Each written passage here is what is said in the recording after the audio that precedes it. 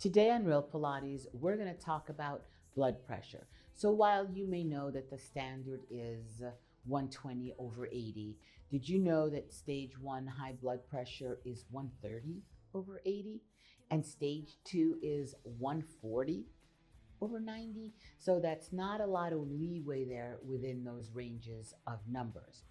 Your blood pressure is affected by a lot of different things. Some things that can cause high blood pressure are the things that we know about, right? Stress, really bad, excessive amounts of alcohol, excessive amounts of salt, like cured meats and salted things like wasabi, or not wasabi, the soy sauce and stuff like that. Excessive amount of salts can raise your blood pressure even temporarily. Smoking and lack of exercising. Foods that are very high in fatty, bad fat, fried foods and stuff like that also contribute long-term to high blood pressure. But here's something that you may not have realized, that if your heart is weak because you're not conditioning it, that causes your body to release hormones that increase, right? That the hormones that are released, that increase of hormones that are released, specific hormones in the body, tend to narrow the blood vessels because your heart now can't exert as much pressure. So the body says, don't worry, we'll bring in those blood vessels a little bit. And when that narrowing happens, you start to retain more fluid, water, and salt. And that excess fluid and salt from that hormonal change now increases your blood pressure.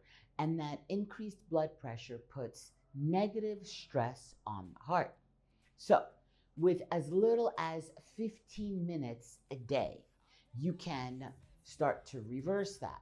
Things like parking your car a little further away from where you're going so that you can walk, taking the stairs up as opposed to taking the elevator, as long as it's not like 80 floors, right? Small amounts.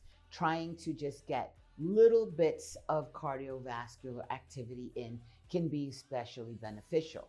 Now, their new craze is the step counter, and while it's all good to try to have a cumulative amount of steps increased, your heart really craves a steady state.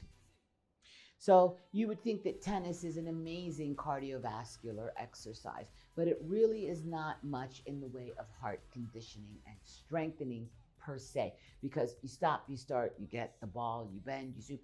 So it's not steady. Going out for a 10, 15-minute walk, that's it.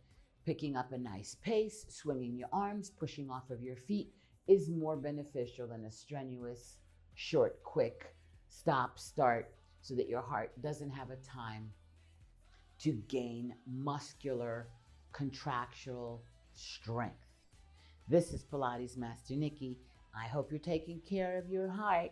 I'll see you soon for another layer of Real Pilates.